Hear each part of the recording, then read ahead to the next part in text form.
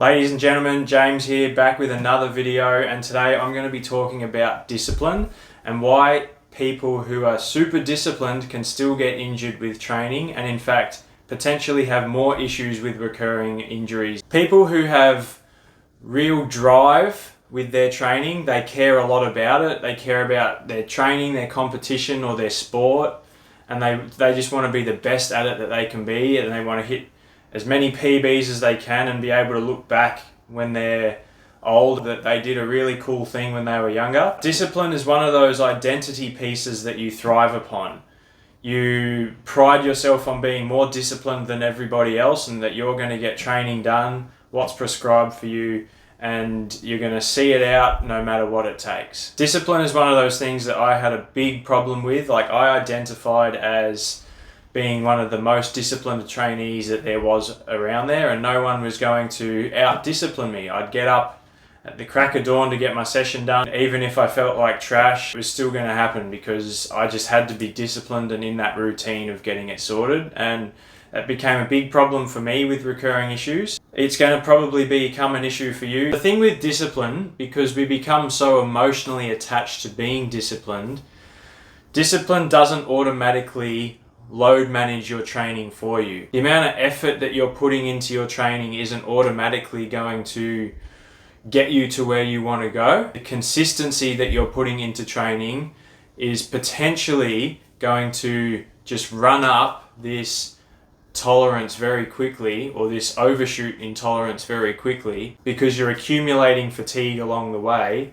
And like I said, the consistency that you're putting in here, because of that fatigue build up, isn't automatically going to build progression for you. One of the first traps that you're going to find yourself in is pushing through subtle signs that your body is telling you, signals that it is telling you. People who consider themselves to be highly disciplined or like a high performer in what they're doing is that they tend to not think about what their body is telling them, and any of these signals that they do get told, they tend to just ignore and say that, look, if I just train through it, I'll get over it, and basically she'll be right and we'll just keep moving forward. And these small signals build up, this accumulated load builds up that you're disguising as discipline, and you're accumulating a lot of fatigue, and eventually you start to feel niggles creep in, and what could eventually become this recurring problem for you. So essentially what's happening here is your strength at being disciplined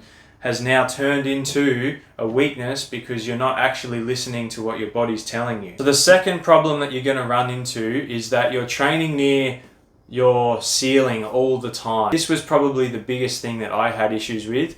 All of my sessions were really hard. I would train with a lot of discipline, a lot of intensity, and not necessarily always a lot of volume, but my intensity was high, my discipline was there, I was always getting it done, and this became a big problem because eventually, like I previously mentioned, that accumulated fatigue built up and I wasn't able to offset it, and then eventually something would give. The other problem with this approach is that you're not giving yourself any room for life stress. So I've spoken about the bucket analogy before, where you've got a bucket and you can only fill it up so much with things like life stresses or training stresses. So you might have work, you might have relationships, your dog might be barking too much, whatever that is. These things fill up your bucket and you need to be able to turn the tap on and empty some of that out. But if you're training at like 7, 8, 9, 10, 11 out of 10 intensity all the time, that bucket's going to fill up very quickly, and then there's no room for anything else in your life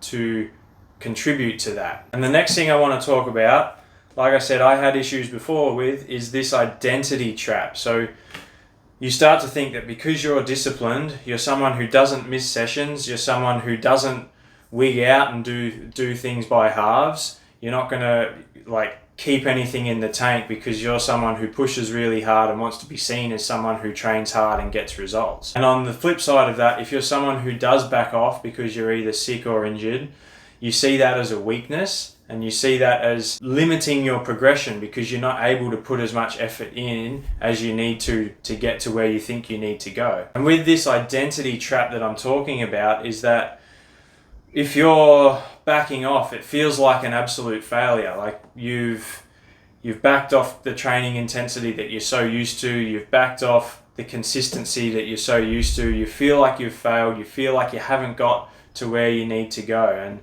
this identity crisis is really starting to eat away at you. But now, because of that identity crisis, you've got yourself into this mess in the first place. But when in reality is, backing off from training can sometimes be a really useful tool to offset fatigue and allow you to recover enough so then that you can actually have enough energy to push a new personal best, so that then you can see some progress. But you're just masking that by being disciplined all the time. As I've spoken about previously as well, these boom-bust cycles where you push really hard, you get hurt, so you rest, and then you repeat that process by going back to exactly where you were before and just going around in this circle all the time. The thing with disciplined people, these people that identify as this, you're going to push really hard, but then when you do get injured, you're also going to rest really hard. So you're disciplined, or you're all or nothing in both directions. It's not like I'm going to push really hard and then I get hurt and then maybe just train a little less. It's no, I'm going to push really hard.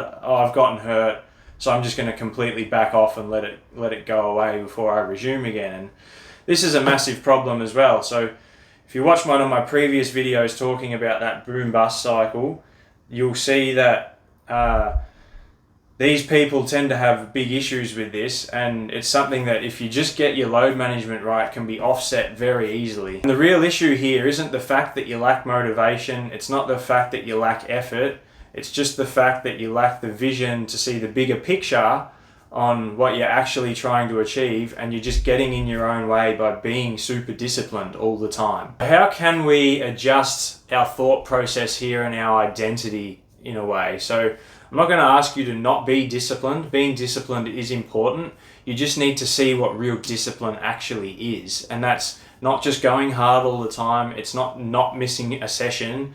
It's simply just trying to listen to what your body's telling you. Being disciplined in the sense that you're adjusting load when you need to because of training stress or life stress. And you're able to take rest days or recovery days or weeks even when it's necessary because of that life stress or training stress building up.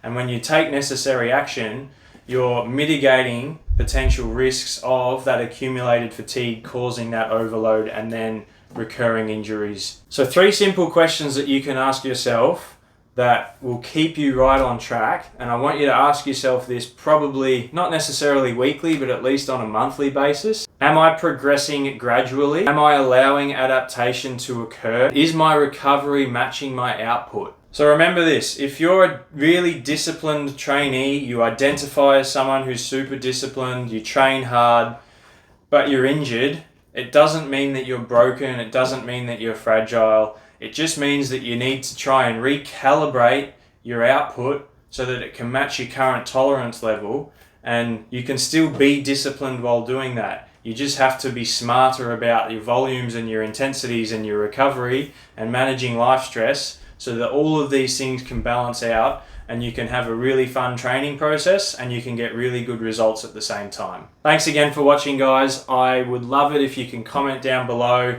I'd love to discuss this further if you've got questions. Please like, share and subscribe, and I'm looking forward to seeing you in the next one.